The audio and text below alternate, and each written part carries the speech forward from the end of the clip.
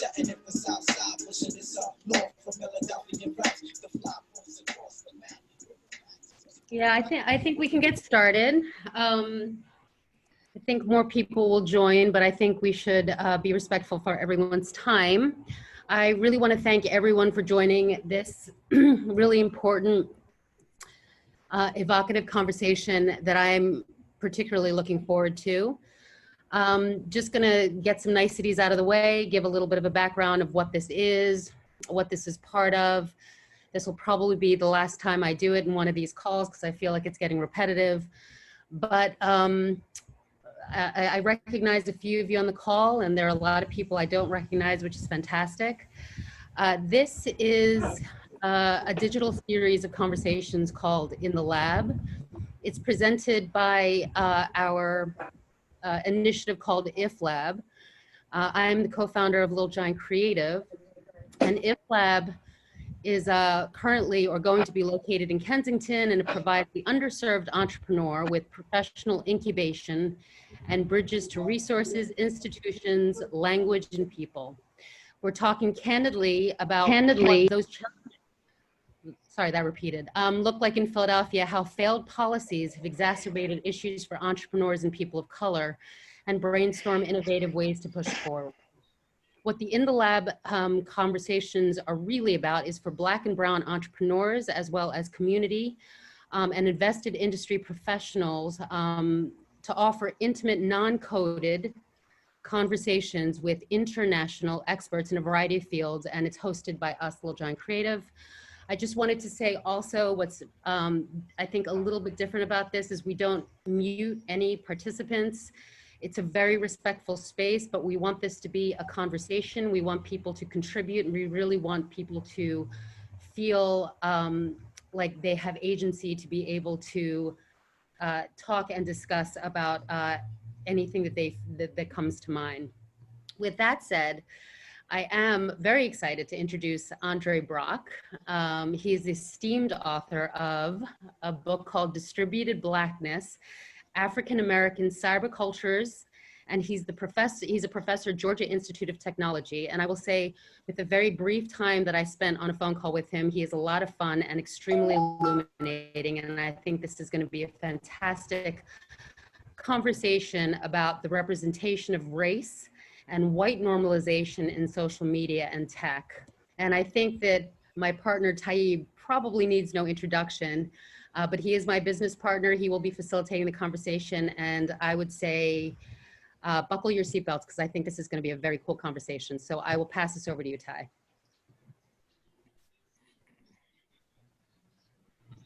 Thank you, Megan.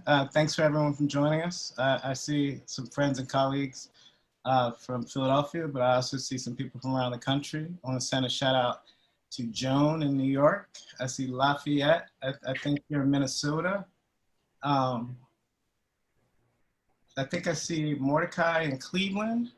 So this is the congregation that me and Megan and myself imagined when we first started talking about In the Lab. And before passing it to Andre, I thought I would read a quote from Sophia Noble, who wrote Algorithms of Oppression.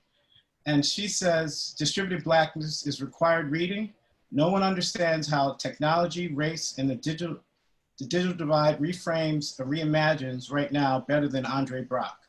This book disrupts, defines a tremendous expanse range of blackness on the internet and will make anyone who thinks they know the history of the web reconsider. While the problems of race and racism are inescapable, Brock helps us recenter with joy, power, love, and resistance. So I became aware of Brother Brock from Black Twitter. I think maybe from a tweet from Ruha Benjamin. And I ordered the book on pre-order, and I think I followed him.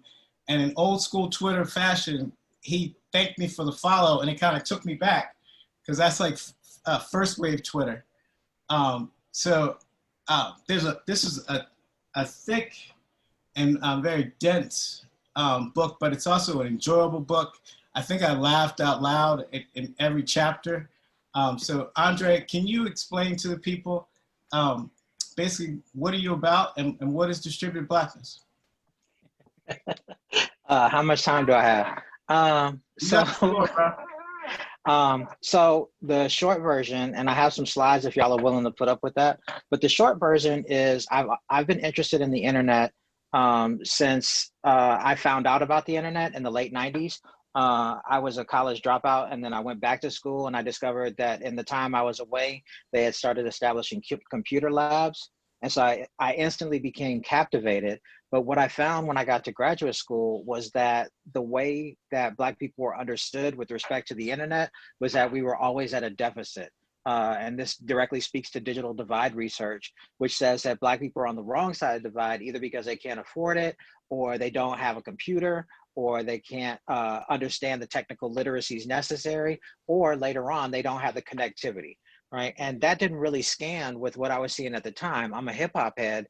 And so at the time I'm listening to, Tribe Called Quest on the E train in New York, watching people play with their two-way pagers, Q-Tip singing about, do you know the importance of a sky pager, right? And so, all these the musical and the music and the media that we were getting hit with in the late 90s, early 2000s directly reflected the fact that we were deeply engaged with technology, but on an everyday level, right? Not necessarily as a professional level. We weren't, some of us were on the BlackBerry wave, many of us were not, right? But we found ways to be part of this growing digital, what I call distributed blackness, where we got to bring ourselves to these online environments. So the book that Taib has in his hands is not a typical monograph, the kind that academics usually have to publish for their first book. Instead, I was allowed to take some of my older research, including an article on Black Twitter that some of you may have read, and add some additional things to it, because I've been thinking about what it meant to be Black online. And I was really kind of dissatisfied with the way that we were being articulated in an online space. I started writing this book in 2016. And so we had gone through Ferguson and Trayvon and all these other extrajudicial killings of Black folk at the hands of the police.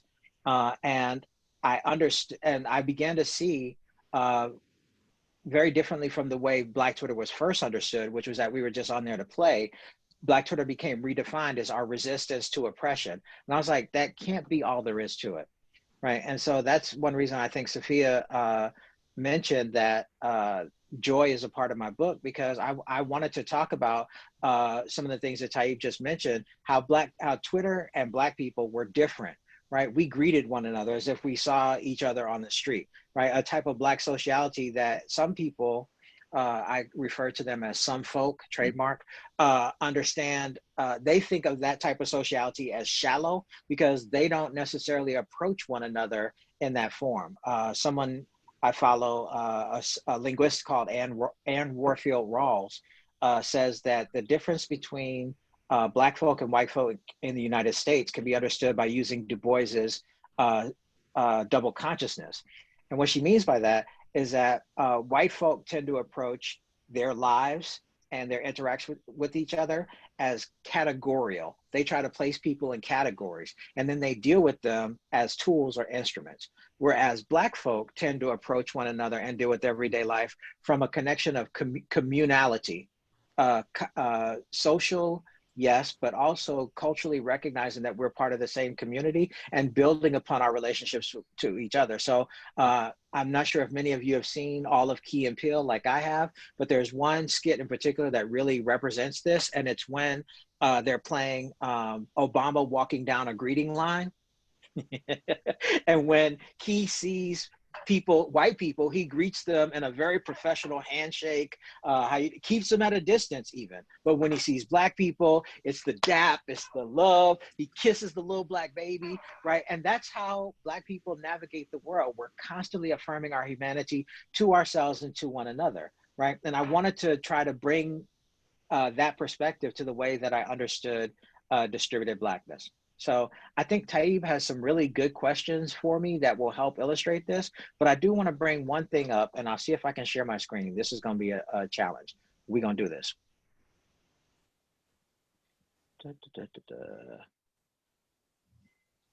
Hold on.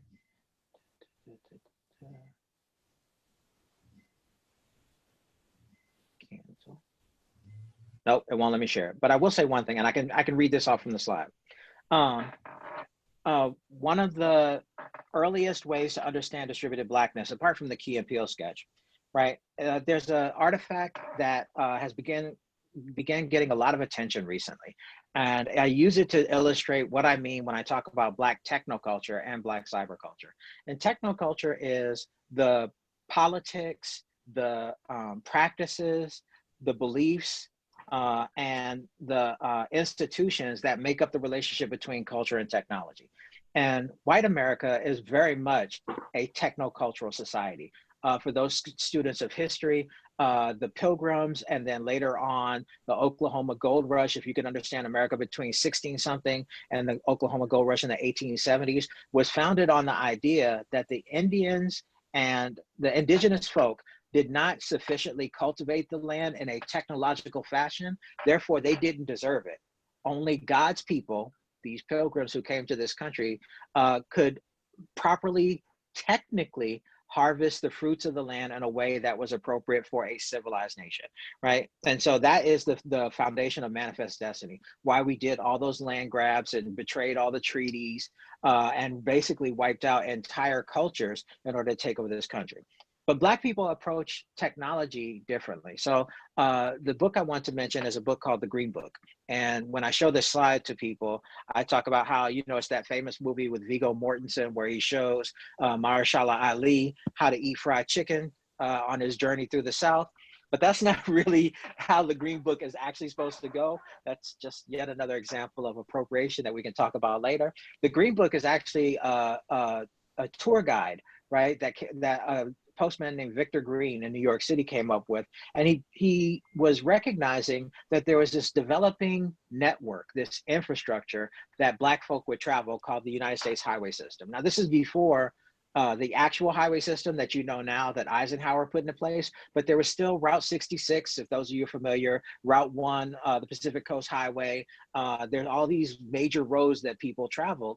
And they did it for business. There are lots of traveling salesmen, but they also did it for leisure. There have been Black beaches at Atlantic City, at Myrtle Beach, in Florida, at Galveston, all these places, also the Poconos and the Berkshires, right? All these places where Black folk would go for leisure. And so what Green recognized is that as we do these travels, these spaces that are not friendly to us often, right? Because Jim Crow is really a thing, we would need spaces where we could recuperate ourselves, where we could vivify ourselves, right? Which is a very different perspective from simply saying there's a truck stop, right? It's more so a truck stop where I won't get jacked or lynched for daring to have a car in an area where most people barely have teeth, right? And so, sorry, I get a little outrageous from time to time, right? So Victor Green pulled together this thing. And so I argue that this is one of the first examples of a network browser, right? Think of it as the Google of its time, right? If you needed to know where you could stop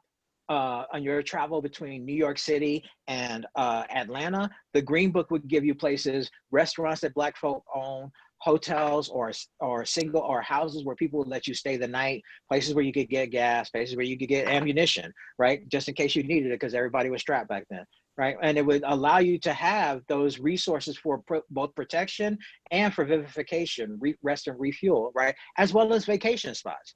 Right. I know some of y'all are familiar with the concept of the Black ski trip, where a bunch of Black people go up to a mountain, but nobody ever skis. And so that type of expedition is something we've been doing longer than you possibly can imagine. It's just, it became more popular during the time period when I was in my teens in the 70s and 80s. Right.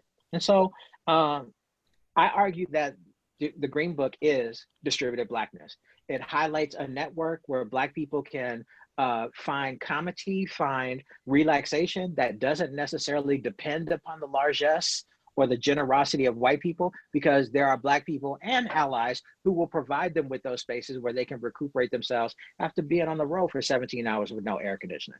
Right. And I think I think of the internet in much the same way. The spaces that we travel on the internet, Black people are deeply interested in information. So we do the New York Times, we do the Wall Street Journal, we do Reddit, right? We do Twitch, all those places where people don't necessarily think of as Black spaces, but we also have our own spaces, right? How do you explain gossip to your white coworkers, right? right? How do you explain Black Planet to your white coworkers, right? These are spaces that we take great joy in, not just pride, because I don't know if anybody's proud of Black Planet, at least not in this current iteration. But I also know that Black Planet was a space where many of the folk who do web design and our tech industry heavyweights now started out, right? Especially women. Women made a killing off Black Planet designing web pages for that site, and then later on MySpace. They were making six figures early in the 2000s, right? And so we build our spaces in ways that bring ourselves to life. And that's really what I mean overall by distributed Blackness. How's that, Taib?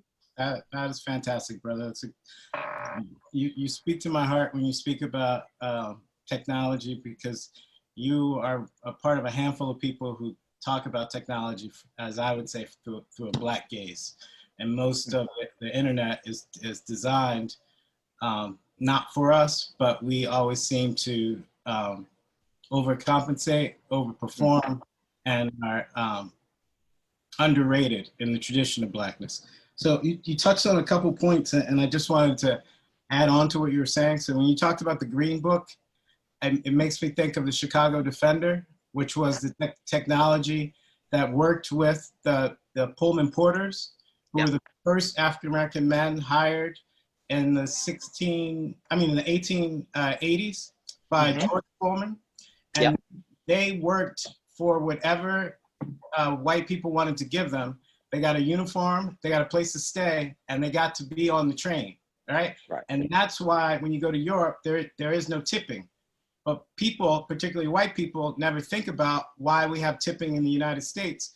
And that is directly tied back to Black people as technology being the infrastructure of the rail system from a luxury perspective. And those were the first white people to ever receive luxury services, because as my brother was talking about, some of those people with no teeth were less educated than the Pullman porters. But I digress. You also spoke of like sacred Black spaces. Just this week, I learned of a space called the Nile River Club in suburban Philadelphia that I never heard of in my life. And my family has lived here since 1921.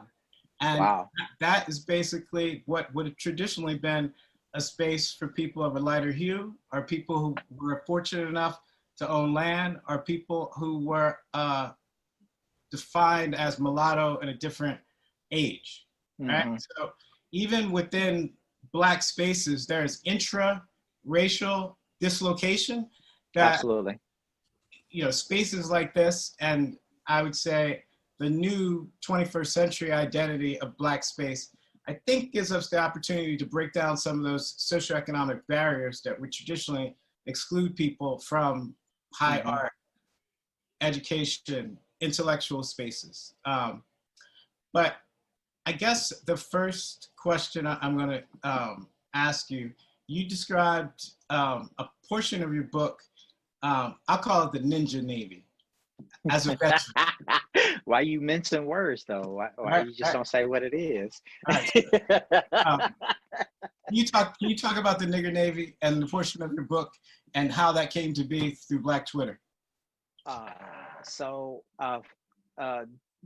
before I leave. Also, I should say, I am a Navy veteran, so that chapter was hilarious to me. It's one of my favorite moments on Twitter. So right before the inauguration of the 45th president, he who shall not be named, Yahoo Business decided to post, you know, as they do, a tweet speculating on what kind of expenditures he would have to do to keep up American presence in the military. And this one was focused on the Navy. And they said, you know, Trump's going to need a nigger Navy to keep his American dominance on the seas. And I think the tweet was only up for 20 minutes, but Twitter SVU was on the scene and managed to capture a screenshot. And in the book, I talk about, because I was giggling even as I was typing it, if you can imagine this is an instrumental mistake, that his autocorrect or her autocorrect went wrong, whose keyboard autocorrects bigger to nigger? Like, that's the first one, right? That's obviously a bigger problem. I'm sorry, a larger problem that of technology that we have yet to deal with, right? What autocorrect does to otherwise normal words, right? But the more interesting reaction was something, and I think it's really relevant in the light of today's fury around cancel culture. This totally could have been a moment where the Twitter revolutionaries, the Black radicals could have said, we're going to cancel Yahoo Business and we're not ever going to deal with them again. I don't know how that would have worked. They were already canceled because Verizon just dragged them through the mud, but that's beside the point, right? So what they did instead, though, is they treated it as a moment of what I call ratchetry, right? They took it and they invested it with an excess of life. They said, oh, you want to know what a nigger navy looks like? We're going to show you. And it became all these different jokes and memes drawing upon things that you normally necessarily wouldn't associate with Black people, but somehow, some way had to do with the water or military culture or Black parenting. So the one I talk about when I use it as an example in my talks is, 45 says we're going to go to war in the Gulf Coast and the Gulf Ocean. I never can remember that, right? Is it the Gulf Sea? Whatever it is, right? We're going to go to war in the Gulf. And the nigger Navy says, well, who all gonna be there? Or my other favorite one, you got war money, right? So, right. But there were other funny ones. There's this photo that's basically gone viral of Chris Bosh, LeBron James, Dwayne Wade, I think CP3, right? Chris Paul. And they were on a floaty in the middle of the harbor, all four of these grown ass men on a floaty being pulled. And that became the new symbol of the Negro Navy. Right, 4 Black athletes going to sea on a floaty, right? But the one I use in the book, a picture which wasn't taken by the person who posted it, but a young lady who had decided to go to the Caribbean on vacation and took a photo showing she was chilling underwater in a lawn chair with a snorkel and a bikini on, just sitting, chilling like she lived there. And somebody mentioned something that military people will be familiar with, waiting for my man to come home from the nigger Navy. Right, just sitting underwater, chilling. She know Jody gonna get at her a little bit later, but and so using all these cultural commonplaces, these Black representations, these jokes about parenting styles, because I know y'all have heard growing up, do you have X money when you say you want something, and using them to make light of this otherwise egregious mistake by a major internet corporation. And so that type of stuff, it really does bring me joy. And it helps me to realize that, particularly during this pandemic, the internet is a space where we've turned to kind of lighten up the grim reality that we're currently sleepwalking through. Thank you for that.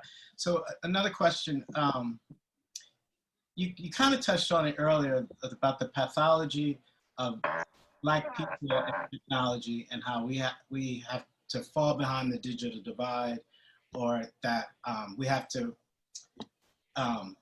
come from a space of deficiency, as if Black people haven't affected every technology known to man, or haven't altered it, similar to jazz, hip hop, or contemporary film or art, that we put a certain flavor to things and it benefits the larger culture. Right. So can you speak to the challenges of how do we get out of the pathology perspective of Black technology and move into like embracing the brilliance? That's a tough one. That's a really tough one. So let me start from the side, and then I'll move to the sideshow. From the side, by that I mean, one of the reasons why Du Bois's double conscious is important to me, because he speaks to the capacity that Black folk have, even as they're constrained by white supremacist ideology, right? So we are still struggling to define ourselves as people. We know we're people, but like in Plato's cave, the outside world has no desire to make us people, Afro-pessimism here, right? Or even understanding of us as people. We're simply a low-class, undifferentiated mass, only capable of bestial emotion or sexuality or deviance, right? And we continue to fight that perception every day, right? And so in large part, the way that we are strive to be understood in modernity and American society is showing that we are worthy of being granted the franchise or entrepreneurial largesse, like, the young woman who did the renegade dance, how she should have been paid. Or Peaches Monroe coming up with the phrase "on fleek" that IHOP stole to talk about pancakes. She's like, I should have gotten paid for that, right? But I feel like that's ultimately a limiting perspective. And you can see some of this if you're as deep in Twitter as I am, with people complaining about the selection of Kamala Harris as the VP. Like, oh, you just want a Black person to be up there, even though she's a representation of the carceral neoliberalism y'all claim to want to fight. Right. And I feel the same way about continually focusing on ourselves as agents of resistance or being consistently having to overcome oppression. You then, if you let the police define you as a criminal, you live your life as a criminal. If you let the police define you, or my favorite phrase, my least favorite phrase for tech industry, if you always the outreach, you have never been reached into. Does that make sense? Mm-hmm. So the reason why I say it's a sideshow. So there is an incident, a phenomenon recently, an incident. These two young women made a song about the wireless access protocol, which is a older form of web browser that you, I'm joking, WAP, right? Right. And it's really fascinating because here's a song, Black liberation, sexual liberation by young women who are both rich and in the prime of their lives and enjoying themselves and bringing other women along for the ride, lifting lesser known entertainers and rappers up with them, right, to share in their spoils. And so many people, men particularly, but women too, jumped up and said, I wish these women would have spit some civil rights bars like J. Cole instead of just gyrating and twerking on the screen. That's not what Black people are here for. We should want better for ourselves.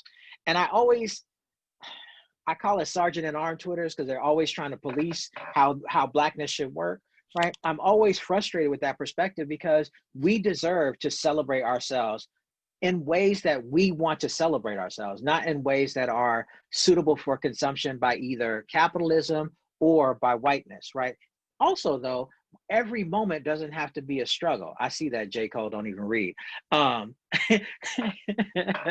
Right? We should not always have to be, as the philosopher Micah Cat Williams says, we can't be mad at breakfast. We can't be gang banging on bacon, right? We have to have moments where we vivify ourselves. And I see Black Twitter, and even though it is a space for cultural critique and foolishness and harassment, right, of women, minorities, and minoritized populations, right? It's also a space like the Versus, well, the good ones, not the one with Teddy Riley and Babyface, right? But it's a space where we can come together and vivify ourselves, or even just take a moment to laugh, right? And I think that's super important.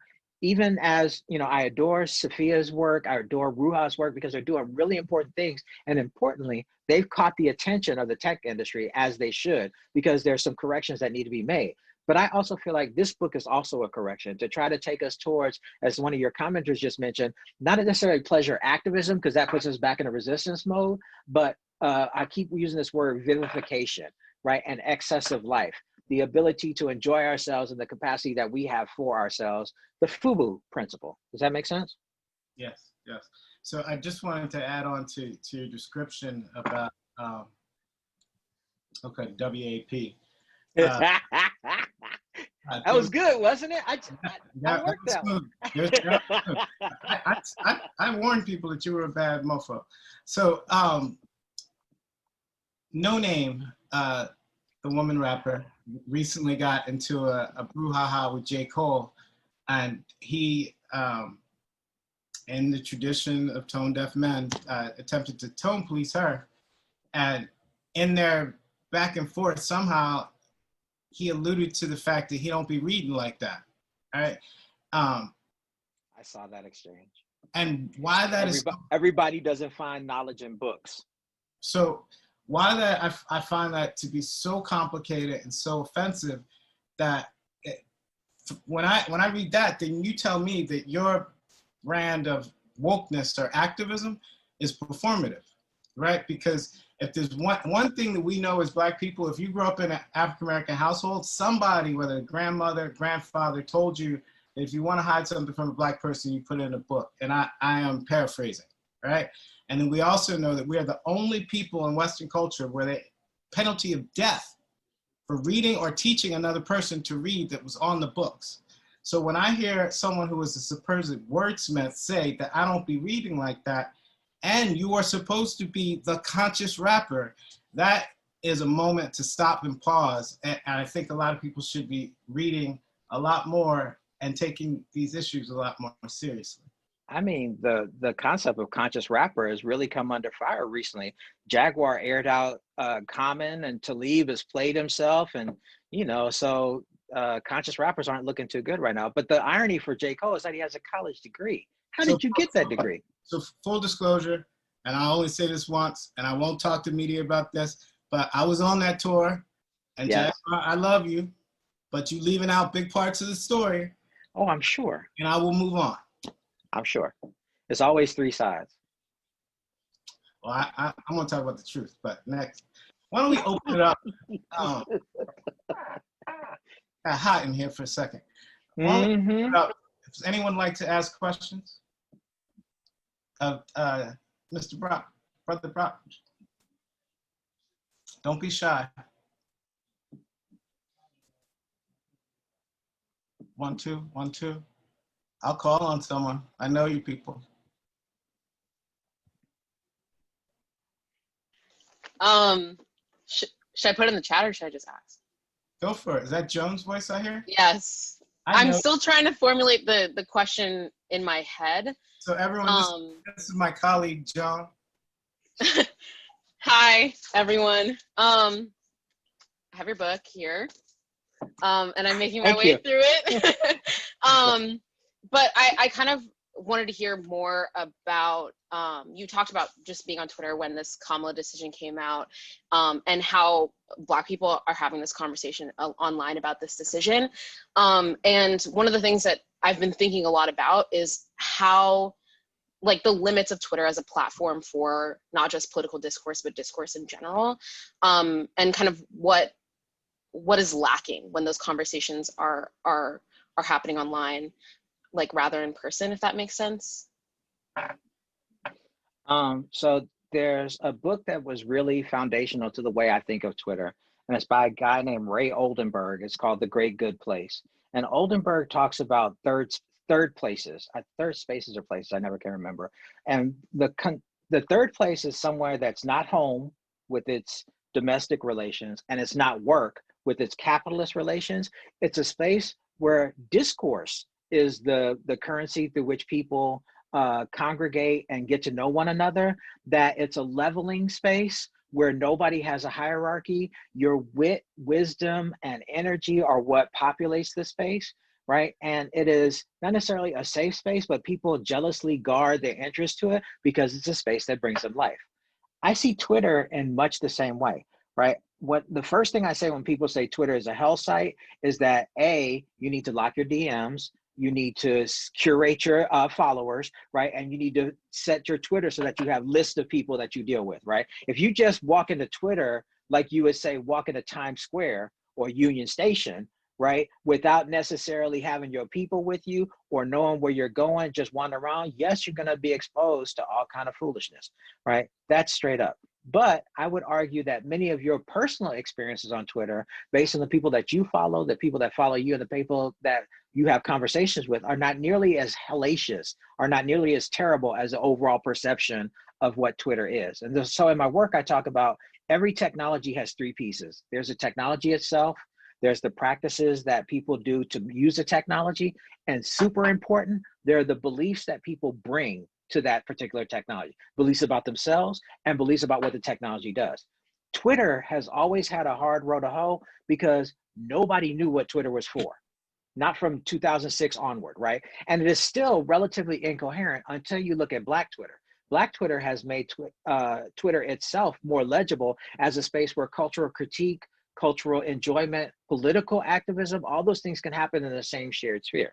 That being said, there's still problems, right? There are the conscious rappers, there are the hoteps, there are predatory men, there are all kinds of transphobic folk, there are all kinds of problems there, but that's part of sociality. Those things exist outside of Twitter. But because we are locked into a small screen, even if you have a 27-inch monitor, but most of the time locked into a small screen where Twitter occupies the entirety of that screen, you are also locked into a visual and semiotic relationship with the actions that happens to that on that screen. Right. And so that becomes your universe. And it's really easy, especially if you're consistently seeing things that are negative or argumentative or just foolish, right? To begin to think of that space as a space that is detrimental to political conversation. But the idea of political conversation itself is a Western concept. A lot of people talk about it in terms of Habermas, right? And Habermas thought of political spheres as spaces where the moneyed folk, the landowners, not the women, not the minorities, not the slaves, the certain group of people could come together and have civil discussions about what the issues of the day were, and be able to work out consensus that they would then take into their spheres of elite finance, mercantile, politics, military, whatever. But I lived in New York for about 15 years, right? My mid-20s through almost to my 30s, right? And one of the things I say about my time in New York as a Southerner is that the New York ethos is when in doubt, escalate. I think Philly is like that too, right? Have you ever seen two New Yorkers have a quiet, civil discussion about anything? Let's talk about a group of New Yorkers have a quiet civil discussion. Especially if it's brown folk, it's always somebody gesticulating and being emphatic, and there'll be over talking and stuff, but there's still political activity going on. We just conduct ourselves differently. And so for Black Twitter, while there's a lot of negative Nancys and problematic Peters, there's passport Twitter, which I can't stand. There's a whole bunch of folk on there that have really either out and out respectability opinions or conspiracy opinions or the like. There still manages to build a political consensus around what the Black community can and should do. And they will never all agree, never. But that's not what heterogeneous communities do. That's not what homogenous communities do. If you look at any community that we say is one group, if you look inside that group, you'll see colorism, you'll see sexism, you'll see homophobia, you'll see everything, right? All those things come to light. Twitter records those interactions so that we can see them later on, and it constantly brings them to our attention through the algorithmic feed. So one of the reasons why I love my book is that I try to talk about both these things. I talk about the technology practices that bring us to light, but I also talk about what we bring in and of ourselves to that particular space. So without the chaos and the argumentation and the gaslighting that is Twitter as you see it now, we wouldn't have had Ferguson, right? We wouldn't have had the responses to Ferguson, I should be more clear, the memes, if they gun me down, or the memes about Sandra Bland, or even Breonna Taylor, because what other spaces would those types of sociality been able to populate? A totally political space? We tried that in the 2000s. There was a whole set of conservative blogs called the Afrosphere. Taib, you may remember them. It was Francis Xavier Holland, Prometheus 6. And so all these cats were super serious and want to talk about politics and what was wrong with the Black community, and nobody came to their blogs, because nobody wants to talk about that all day. We need time to be ourselves. And so Twitter provides that space in ways that I still don't think Instagram does, that Facebook certainly does not, right? And that chaos is valuable, particularly if from that chaos you manage to filter and get perspectives that you both agree and disagree with. Passport Twitter is all those people who post their pictures going to Mykonos in Greece or Bali, or the like you're not a real person if you don't travel regularly. I'm 27 years old and here I am on Bali by myself in this picture, and you guys can't flex like this. Get your passport stamped, right? And it's always Black people, always. So that vivaciousness, that unruly vivaciousness, is just as much a political sphere as any British drama where they're calmly debating in a coffee shop, which is not how it worked, right? If you look at the way that Congress conducted itself prior to the Civil War, there was an incident where Charles Sumner damn near beat somebody to death with his cane on the floor of Congress. That was their civil discussion, right? And so, I always say it's interesting to try to untangle what we mean by certain terms. So one of the things that's really caught my attention is particularly around Kamala, but also Colin Kaepernick. Colin Kaepernick did the most civil protest you can ever imagine. He talked to some veterans. He said, how can I honor your sacrifices you guys made while protesting police brutality? They told him to kneel. They dragged that boy up and down the country. Right. But then when we got really mad and rioted, they dragged us up and down the country. There is no good way to do it. So I don't know. I got a little excited. My bad, Taib. No. I wanted to know though, did I answer Joan, did I answer your question? Joan, are you still with us? Joan? I didn't talk Joan out the chat. You scared her. So I see a couple people that I want to call on just to see if they have any questions. I swear I'll do short answers. Yeah, Lafayette, do you have anything on your mind? Do you want to ask? Yeah, so it's interesting. I was having a discussion about the Green Book last night and how we need one for school districts, especially as dealing with school districts opening up and just like which ones are actually safe for your Black children. Mm-hmm. But it's got me thinking a lot of just like sort of the evolution of technology and how it relates to like place. Like I think of even just like with the Green Book, it was distributive Blackness, but like you were going to a place. And so there wasn't the same sort of geographic pool about the information of where things were distributed. Whereas now with like Black Twitter, like if you have more Black people in New York or LA or like these different communities, that geography becomes more important. I mean, I don't know, I think it's something I've more been noticing with myself in that like I am in a small town in Wisconsin. And so the Black thought in this community is a lot smaller. And so it's affecting sort of my connections and the things I see less than my connections to New York, where people are retweeting that stuff. And so, yeah, I guess I'm just like interested in sort of your thought of like how distributive Blackness in the digital space affects the geography of Black thought. That's a really good question. I will say that I did time in the Midwest. My PhD is Champaign, Illinois. Did time. My first job was University of Iowa, which people are like, Ohio? No. Idaho? No. Iowa, right? And then I did Michigan, which technically isn't the Midwest, but kind of is, right? And one of the things I was that many people are, regardless of where they're geographically located, I was the one Black person in a sea of whiteness, right? And as such, I use the internet to transcend place to find people like me, right? And so it was a place I went to. I often ask my students, where do you go when you're on the phone? They're like, what are you talking about? I was like, are you in the space that you're in when you're off the phone? They're like, well, yeah, I'm holding the phone to my head. I said, but have you ever closed your eyes while you were on the phone so you could see the person you were talking to better? Right? There's a virtuality that is part of what I call distributed Blackness, where we have found the internet allows us to congregate and bring, Kenitra Books has been really dragging me for my spirituality or lack of in this. So Kenitra says, where we look for the spirits of our people, right? That brings us to a place inside ourselves where we could find comfort, right? I was like, damn, that's dope. And so I feel you on the geographies. I think in some ways, East Coast Twitter dominates to a certain time of night, then West Coast Twitter takes over. The Midwest is kind of always left out, right? Because we log on when we can, but we're not like tightly tied to their viewing cycles, particularly like when we were talking about the scandal days. First, East Coast Twitter will watch it, then West Coast Twitter will watch it. I'm like, but I'm watching too. Like, I want to join in.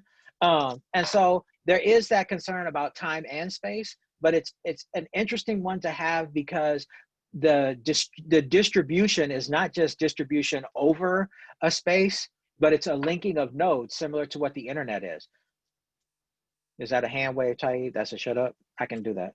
No. You mentioned time and space, and I was looking through who was here, and in my chart of people, I saw that Bahamadia is here, and Ruha, oh, hey, and respect.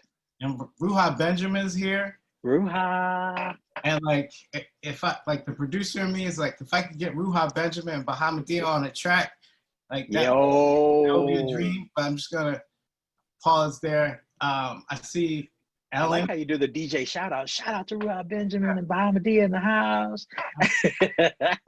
I see Ellen from Knight Foundation on the low. I see Roxanne from Lenfest.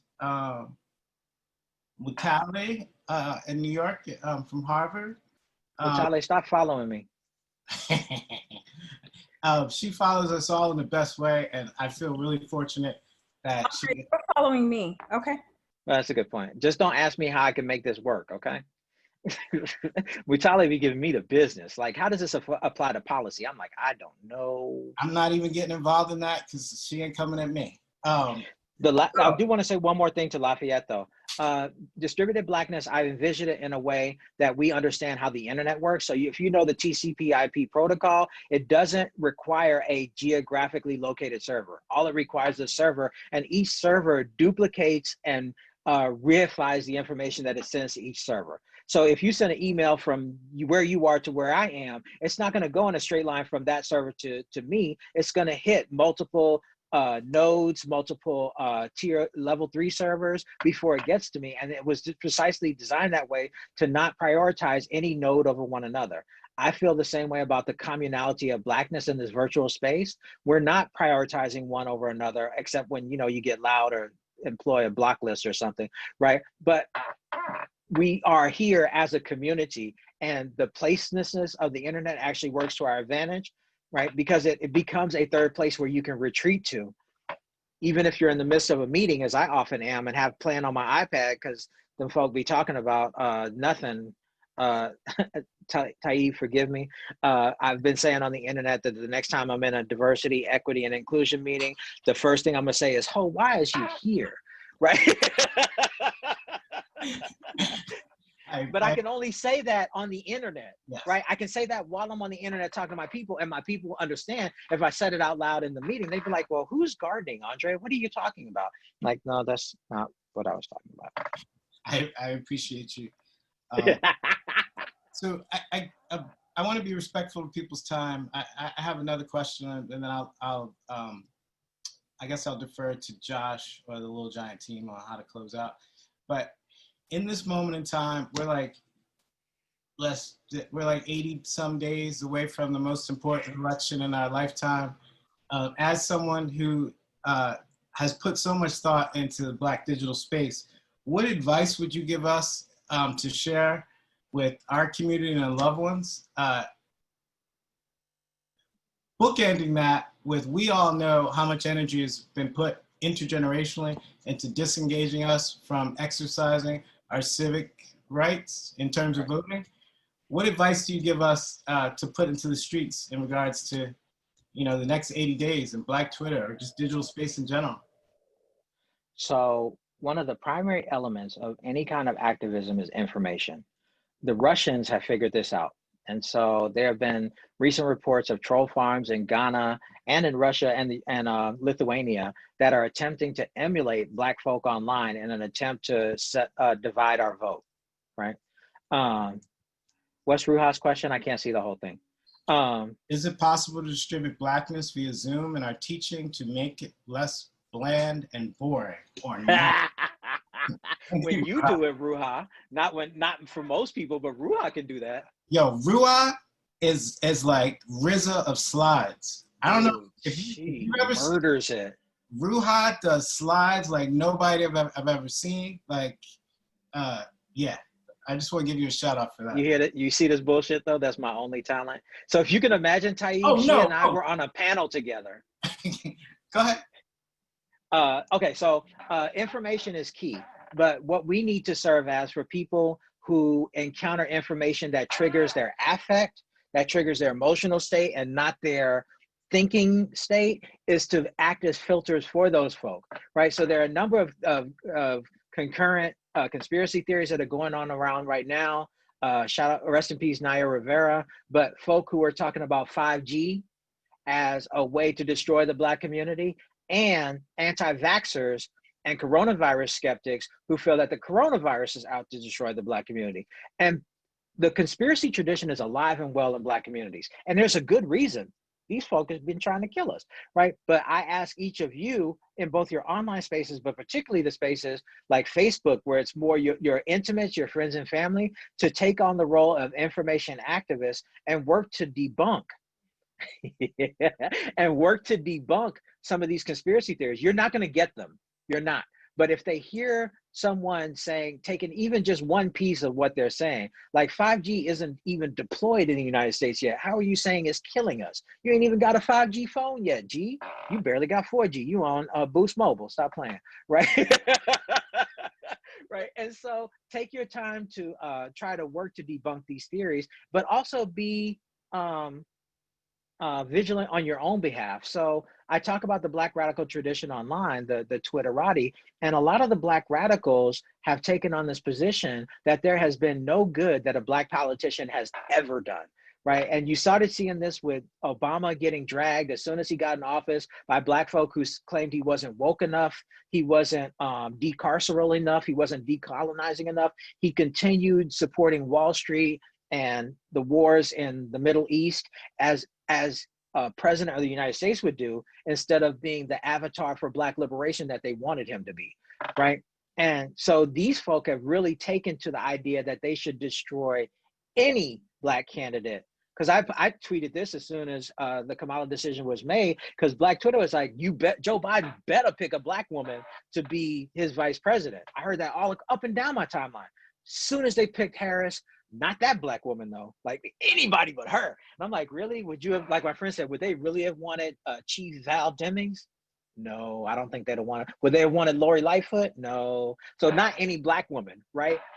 And so those folk you're gonna have to work with too. The folk who say they're on our side but refuse to accept anything but a purity politics, right? You're gonna have to act as information filters for them, right? And the final reason why I say this is I argue that we bring who we are to an online space. So your capacity for cultural critique, your ability to make it visible to other people in ways that enlighten them and entertain them, right? Is visible when I watch you guys online, and it's something that you can bring to your online and offline interactions around the necessity of voting in this election. Also, become a poll monitor, please. God, please become a poll monitor. That's the other thing. You can sign up for that. I think there's a website that allows you to sign up nationally. Please become a poll monitor, because they're about to do some foolery. I was going to say the other word, but they're about to do some foolery. So that's all I got. Thank you, brother. I can't thank you. No, thank y'all. You and Megan and Josh and all your folk. Like I really enjoyed all this. And Ruha is cutting up in the background like she can't cut up when she on a panel, and I appreciate that too. Bahamadia, I don't know if you saw that Ruha wants you to be her co-presenter. Heard it here first.